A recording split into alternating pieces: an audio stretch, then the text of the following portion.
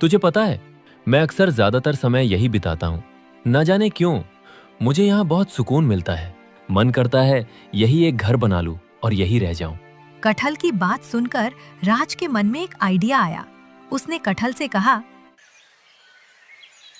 शहर की भीड़ भाड़ से दूर कच्ची सड़कों और हरे भरे खेतों के बीच बसा था एक छोटा सा गांव काशीपुर, जहां हरे भरे पेड़, लहराती हुई नदियां और फसलें सब कुछ था। इस गांव में लोग अमीर नहीं थे, लेकिन मेहनत, ईमानदारी और अपनापन हर घर में भरा हुआ था।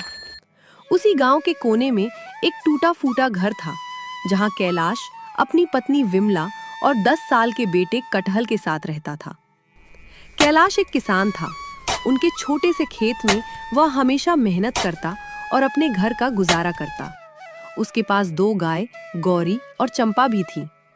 इस तरह कई साल बीत गए। कटहल अब बड़ा हो गया था।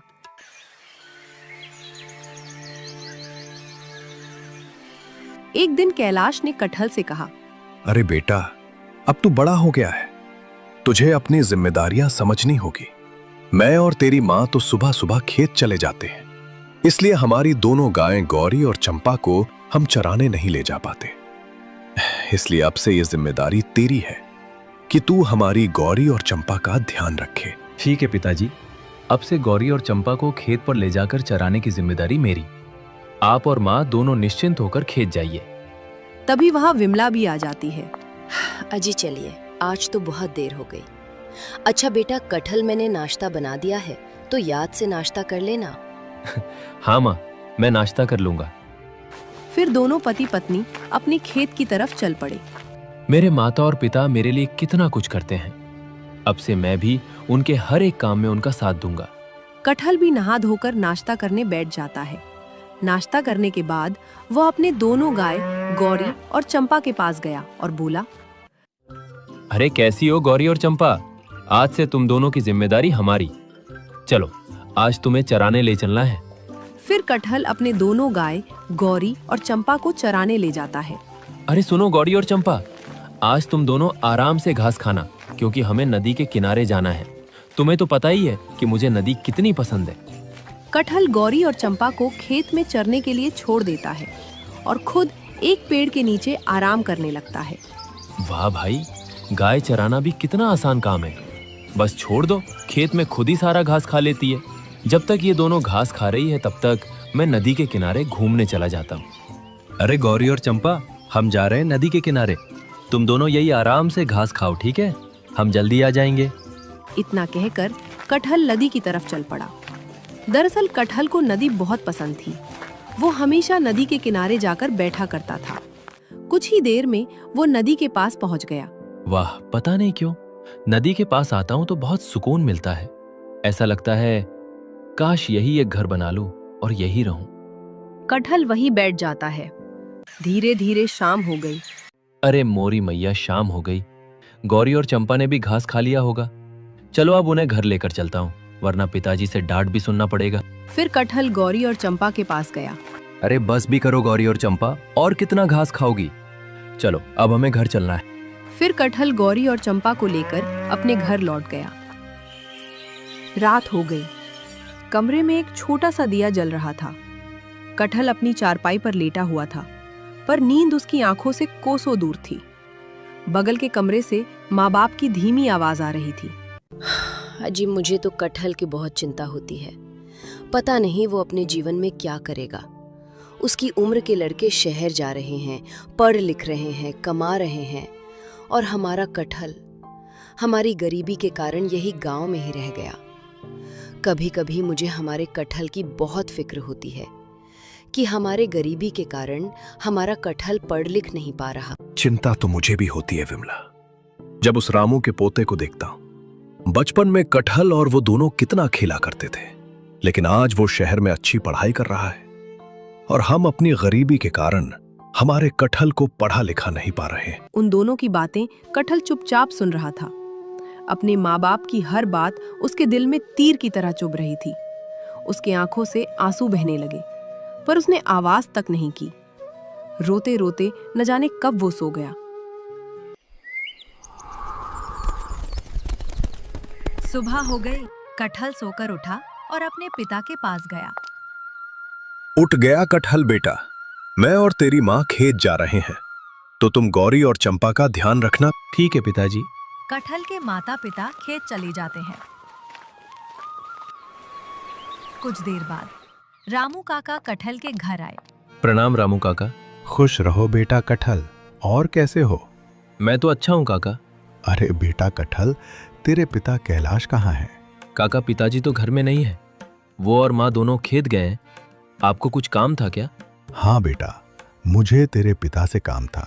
तुझे तो मेरा पोता राज याद ही होगा। अरे क्या बात करते हो काका, मैं भला उसे कैसे भूल सकता हूँ। आखिर वो मेरा बचपन का दोस्त है।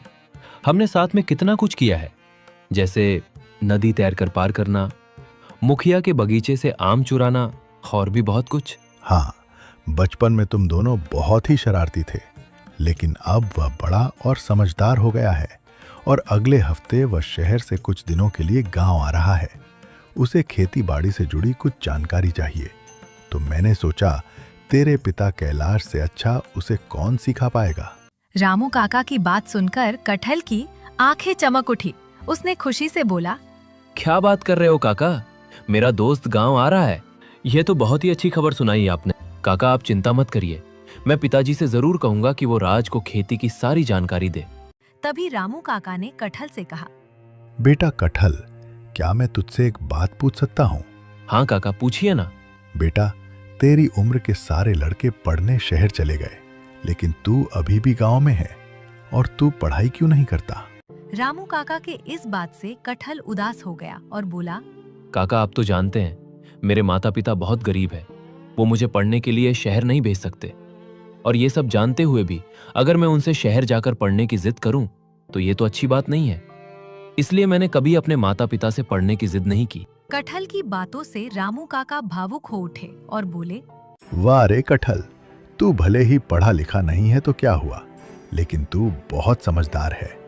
तूने अपने माता पिता की स्थिति को देखते हुए कोई जिद नहीं की, वरना आजकल के बच्चे तो माता पिता के परिस्थितियों को समझे बिना ही जिद करते हैं। और तू चिंता मत कर, बिना पढ़े लिखे भी लोग बहुत कुछ कर लेते हैं। देखना, तू भी एक दिन कुछ बड़ा करेगा। अब मैं चलता हूँ। रामू काका इतना कहकर वहां से चले गए। कटहल भी रोज की तरह गौरी और चंपा को चराने ले गया। ऐसे ही दिन बीत गए। एक दिन जब रामू काका अपने घर पर बैठे थे, तभी उनका पोता राज शहर से आता है। राज को देख रामू काका बहुत खुश हुए। अरे राज, मेरे पोते, तू आ गया। प्रणाम बाबा, कैसे हैं आप? खुश रहो बेटा, और हमेशा तरक्की करो। कितने दिनों बाद आपको देख रहा हूँ। तू तो सच में बहुत बड़ा हो गया है। अच्छा बाबा, आपने कैलाश अंकल से खेती के बारे में बात की थी कि नहीं? अरे मैं तो भूल गया बेटा। उस दिन जब गया था तो कैलाश घर में नहीं था, लेकिन मैंने कटहल को कहा था कि अपने पिता से बता दे। रामू काका के मुंह से कटहल का नाम सुनकर राज बहुत खुश हुआ और बोला, अरे मैं तो कटहल को भूल ही गया था। बाबा मैं कटहल से मिलने जा रहा हूँ और कैलाश अंकल से भी बात कर लूंगा। पर बेटा, तू अभी अभी तो घर आया है, तूने कुछ खाया भी नहीं होगा। तू रुक, मैं तेरे लिए कुछ बना देता हूँ। नहीं बाबा, अभी मुझे जाना होगा और आप मेरी चिंता मत करिए, मैं कटहल के घर खाना खा लूंगा।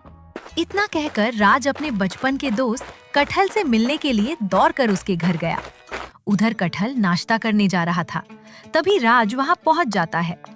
राज को देखकर कटहल की भी खुशी का ठिकाना न रहा, और हो भी क्यों ना, दोनों दोस्त आखिर इतने सालों बाद जो मिले थे। अरे कैसा है मेरे भाई, बड़े दिनों बाद तुझे देख रहा हूँ। तू तो बिल्कुल नहीं बदला। अरे तू भी तो नहीं बदला, बिल्कुल पहले जैसा है। खैर वो सब छोड़, आजा नाश्ता करते हैं। माँ ने गर्मा गर्म आलू के पराठे बनाए हैं। हाँ यार, भूख तो मुझे भी बहुत लगी है। लगता है आज 3-4 पराठे तो खा ही लूंगा। फिर दोनों दोस्त बैठकर नाश्ता करते हैं और खूब गप्पे लड़ाते हैं। नाश्ता करने के बाद राज ने कटहल से कहा, अरे भाई सुन, कैलाश अंकल है क्या? मुझे उनसे खेती के बारे में जानना है। नहीं माँ और पिताजी तो खेत पर गए हैं, और उस दिन रामू काका भी मुझसे यही कह रहे थे। लेकिन कोई बात नहीं, चल हम खेत चलते हैं। तू मेरे पिताजी से बात भी कर लेना, और इसी बहाने हम पूरा गांव भी घूम लेंगे। हाँ ये अच्छा आइडिया है। वैसे भी शहर में रहकर मैंने गांव को बहुत मिस किया है। चल चलते हैं। फिर दोनों मित्र खेत की तरफ चल पड़े। और बता फिर, क्या चल रहा है जिंदगी में? मतलब आगे क्या करना है? मैं क्या बताऊं, बस रोज सुबह उठता हूं, अपने गौरी और चंपा को चराने ले जाता हूं और शाम को घर। बस यही चल रहा है जिंदगी में। हाँ भाई, लेकिन मैं आगे फ्यूचर की बात कर रहा हूँ। तुझे फ्यूचर में क्या करना है? मैं क्या कर सकता हूँ यार, मैं तो पढ़ा लिखा भी नहीं हूँ। माँ और पिताजी के पास इतना पैसा नहीं कि मुझे शहर पढ़ाई करने के लिए भेज सके। राज को ये सब सुनकर बिल्कुल अच्छा नहीं लगा। इसी तरह दोनों बातें करते हुए खेत पर पहुंच जाते हैं, जहां कैलाश अपने खेत पर हल चला रहा था। पिताजी ये देखिए, मेरे बचपन का दोस्त राज आया है। इसे आपसे खेती की कुछ जानकारी चाहिए। प्रणाम अंकल और आंटी। जीता रहे बेटा, तू तो कितना बड़ा हो गया। लेकिन रामू ने तो नहीं बताया कि उसका पोता आने वाला है। नहीं अंकल, बाबा आपके घर गए थे, लेकिन आप उस वक्त घर पर नहीं थे आंटी। हाँ पिताजी, रामू काका ने मुझे कहा था, लेकिन मैं आपको बताना भूल गया। कोई बात नहीं बेटा। अच्छा बेटे, राज आखिर कितने दिनों के लिए आया है? आंटी बस अगले हफ्ते वापस लौट जाऊंगा। फिर तू चिंता मत कर बेटा, मैं तुझे खेती से जुड़ी हर चीज बारीकी से बता दूंगा। फिर सभी कुछ देर बातें करते हैं। उसके बाद राज और कटहल वहाँ से चले जाते हैं। चल मैं तुझे मेरी सबसे पसंदीदा जगह ले चलता हूँ, जहाँ मैं अक्सर जाया करता था। अच्छा, ऐसी कौन सी जगह है, मुझे भी तो बता। ठीक है, तो चल। फिर कटहल राज को नदी के पास ले जाता है और दोनों नदी के किनारे बैठ जाते हैं। तुझे पता है, मैं अक्सर ज्यादातर समय यही बिताता हूँ। न जाने क्यों मुझे यहाँ बहुत सुकून मिलता है। मन करता है यही एक घर बना लूं और यही रह जाऊं। कटहल की बात सुनकर राज के मन में एक आइडिया आया। उसने कटहल से कहा, अरे वाह, मेरे दिमाग में प्लान है। क्यों ना तू यही गांव में रहकर एक नया बिजनेस स्टार्ट करे। ये तू क्या बोल रहा है? मैं कुछ समझा नहीं। देख, मैं समझाता हूँ। क्यों ना तू गांव में एक रिवर फ्लोटिंग हाउस बनाए और उसे टूरिस्ट को रेंट पे दे। इससे तेरा सपना भी पूरा होगा और तुझे अच्छा मुनाफा भी होगा। तू कहीं पागल तो नहीं हो गया? नदी के ऊपर घर भी हो सकता है भला? अरे हाँ भाई, आजकल टेक्नोलॉजी कितनी बढ़ गई है, नदी में घर बनाया जा सकता है। लेकिन क्या फायदा रिवर फ्लोटिंग हाउस बनाने में? बहुत पैसे लगेंगे और मेरे पास तो फूटी कौड़ी भी नहीं है। खैर, अब हमें यहाँ से चलना चाहिए। राज ने कटहल को बहुत समझाया, लेकिन कटहल ने उसकी एक न सुनी, क्योंकि कटहल जानता था कि उसके माँ बाप के पास रिवर फ्लोटिंग हाउस बनाने के लिए पैसे नहीं है। फिर दोनों अपने घर लौट गए। रात हो गई। राज को नींद नहीं आ रही थी। उसे अब भी कटहल की चिंता खाए जा रही थी। तभी वहाँ रामू काका आते हैं। क्या बात है बेटे राज, तू अभी तक सोया नहीं और तू परेशान भी लग रहा है। हाँ बाबा, मैं कटहल के बारे में सोच रहा हूँ। क्या कटहल के बारे में? हाँ बाबा, कटहल बेचारा अपनी गरीबी के कारण कुछ नहीं कर पा रहा, लेकिन मैंने उसके लिए कुछ सोचा है। फिर राज ने रामू काका को रिवर फ्लोटिंग हाउस वाले आइडिया को बताया, जिसे सुन रामू काका बहुत ही खुश हुए। अरे वाह राज, ये तो बहुत ही अच्छा आइडिया है। लेकिन सिर्फ आइडिया होने से क्या होगा? रिवर फ्लोटिंग हाउस बनाने में पैसे भी तो चाहिए, और वो उसके पास नहीं है। बेटा, तेरा ये रिवर फ्लोटिंग हाउस को बनाने में कितने पैसे लगेंगे? बाबा, कम से कम 10 लाख रुपए तो लगेंगे। 10 लाख तो बहुत ज्यादा है बेटा, लेकिन तेरा आइडिया भी अच्छा है। शहर के लोग को जब पता चलेगा कि गांव में रिवर फ्लोटिंग हाउस है, तो वो इसका अनुभव जरूर करेंगे, जिस वजह से रिवर फ्लोटिंग हाउस से अच्छा मुनाफा होगा। बाबा, मैं जानता हूँ, लेकिन इसके लिए हमें पहले 10 लाख रुपए इन्वेस्ट करने होंगे। राज की बात सुनकर रामू काका ने खुशी से कहा, बेटा समझो, काम हो गया। हम बैंक से लोन लेकर रिवर फ्लोटिंग हाउस बना सकते हैं। अरे वाह बाबा, मैंने तो बैंक के बारे में सोचा ही नहीं। अगर हम बैंक से लोन ले तो हमारा काम हो सकता है। हाँ बेटा, हम कल ही जाकर कटहल से बात करेंगे। लेकिन बाबा, क्या कैलाश अंकल इसके लिए मानेंगे? अरे कैसे नहीं मानेगा। राज को रामू काका की बात सुनकर अब चैन आ गया था। फिर दोनों सोने चले जाते हैं।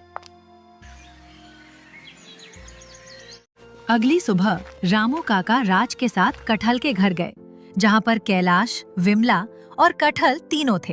अरे आओ रामू भाई, बताओ मैं क्या सेवा करूं तुम्हारी। कैलाश भाई, मैं तुमसे कुछ जरूरी बात करने आया हूँ।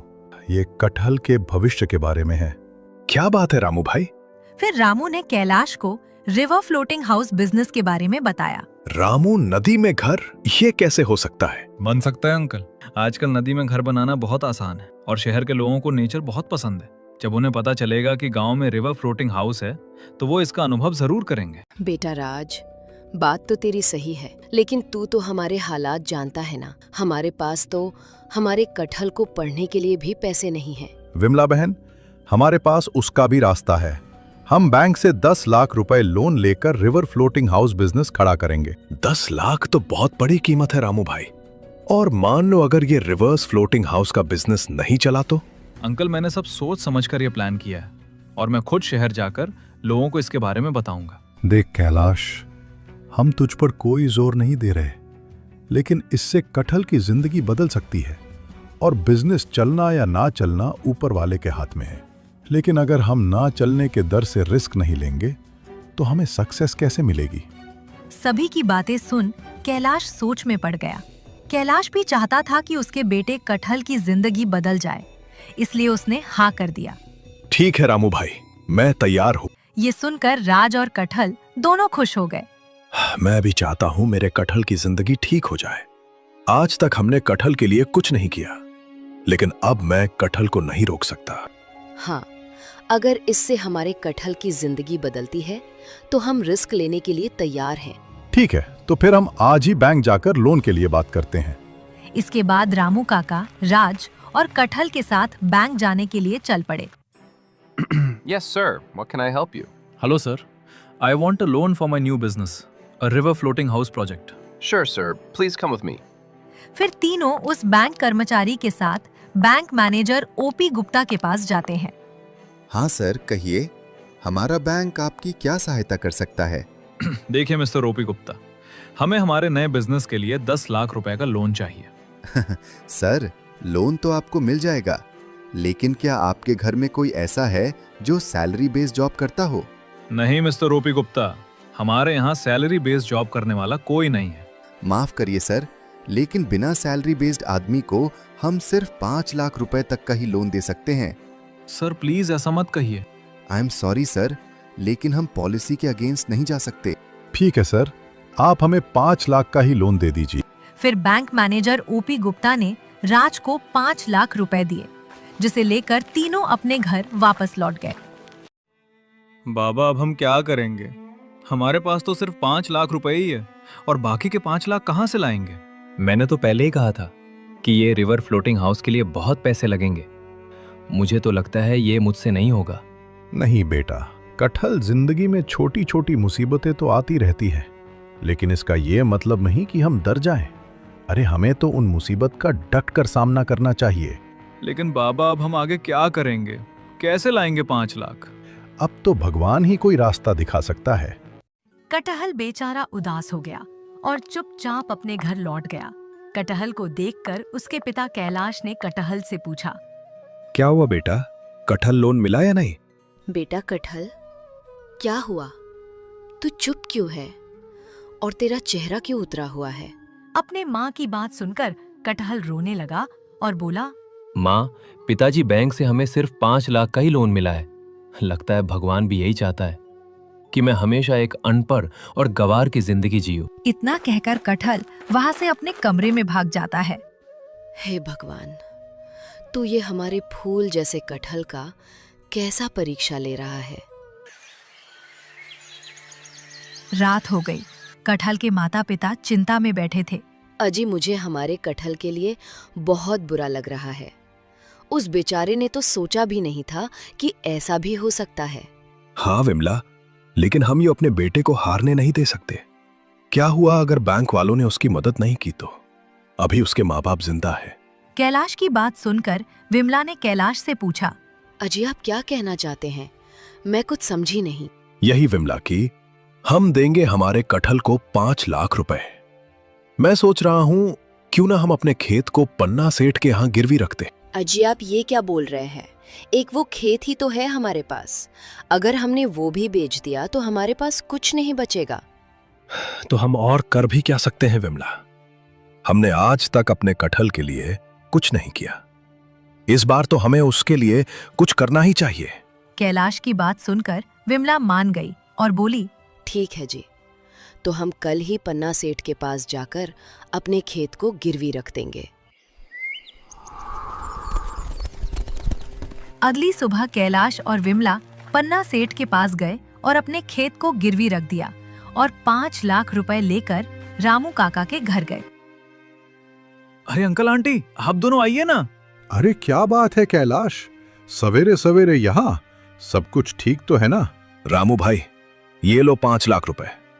अब तो हम रिवर फ्लोटिंग हाउस बना सकते हैं ना? हाँ अंकल, अब हम रिवर फ्लोटिंग हाउस बना सकते हैं। रामू काका को कैलाश पर शक हुआ। उन्होंने कैलाश से पूछा, वो सब तो ठीक है कैलाश, लेकिन तेरे पास इतने पैसे आए कहाँ से? अरे भाई, अब पैसे कहां से आए, कैसे आए, वो सब छोड़ो और रिवर फ्लोटिंग हाउस बनाने का काम शुरू करो। नहीं कैलाश, तुझे पहले बताना होगा, वरना मैं अभी जाकर कटहल से बात करता हूँ। रामू की बात सुनकर कैलाश घबरा गया और बोला, नहीं रामू भाई, कृपया कर कटहल को कुछ मत पूछना। तो फिर बताओ, इतने सारे पैसे कहाँ से आए? फिर कैलाश ने रामू को सारी बात बताई, जिसे सुन रामू और राज दोनों चौंक गए। क्या? तूने अपने खेत को गिरवी रख दिया? लेकिन तुमने ऐसा क्यों किया? क्योंकि मैं अपने बेटे को हारता हुआ नहीं देख सकता। वैसे भी उसने आज तक हमसे कुछ नहीं मांगा, लेकिन मैं उसका पिता हूं। मैं जानता हूं वो हमेशा इसलिए कुछ नहीं मांगता क्योंकि उसे पता है कि उसके पिता के पास पैसे नहीं है। जब वो मेरे बारे में इतना सोच सकता है तो मैं क्यों नहीं? सच में अंकल, आपकी तरह पिता होना बहुत भाग्य की बात है। कटहल बहुत खुश नसीब है जो उसे आप जैसे पेरेंट्स मिले हैं। रामू भाई, आप दोनों अभी कटहल को इसके बारे में कुछ नहीं बताएंगे। आप दोनों चिंता मत करो विमला बहन, मैं अभी कटहल को कुछ नहीं बताऊंगा। तो ठीक है, फिर मैं आज से रिवर फ्लोटिंग हाउस का काम शुरू करवाता हूँ। फिर जब ये बात कटहल को पता चली तो वो खुशी से नाचने लगा। अब धीरे धीरे समय बीतता गया और कुछ ही दिनों में रिवर फ्लोटिंग हाउस बनकर तैयार हो गया।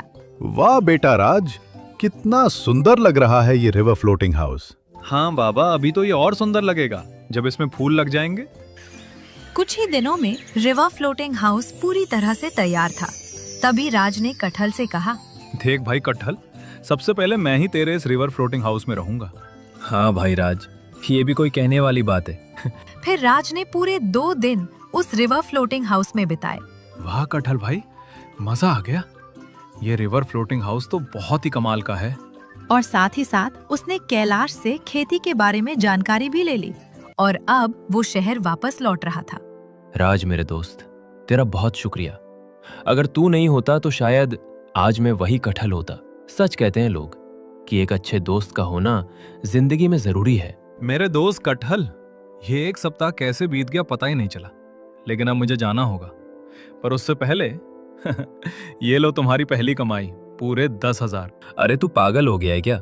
मैं भला तुझसे पैसे लूंगा? अरे रख ले कटहल बेटा, ये तेरी पहली कमाई है और पहली बार आए लक्ष्मी को ना नहीं करते। फिर राज ने कटहल को 10,000 रुपए का चेक दिया। अपनी पहली कमाई से कटहल बहुत खुश था। फिर राज शहर चला गया और वहां जाकर उसने अपने दोस्तों से रिवर फ्लोटिंग हाउस के बारे में बताया। क्या सच में गांव में नदी के ऊपर तैरता हुआ घर? फिर तो मैं जरूर जाऊंगा। अरे हाँ, मैं भी जाऊंगा। आखिर मुझे भी तो ये खूबसूरत नजारा देखना है। ऐसे ही धीरे धीरे रिवर फ्लोटिंग की चर्चा दूर दूर तक फैल गई। अब हमेशा कोई ना कोई रिवर फ्लोटिंग हाउस का अनुभव करने आने लगा। धीरे धीरे कटहल को मुनाफा होने लगा। एक दिन कटहल ने रामू काका से कहा, काका, आप और राज नहीं होते तो शायद आज मैं कुछ नहीं कर पाता, इसलिए आपका बहुत बहुत धन्यवाद।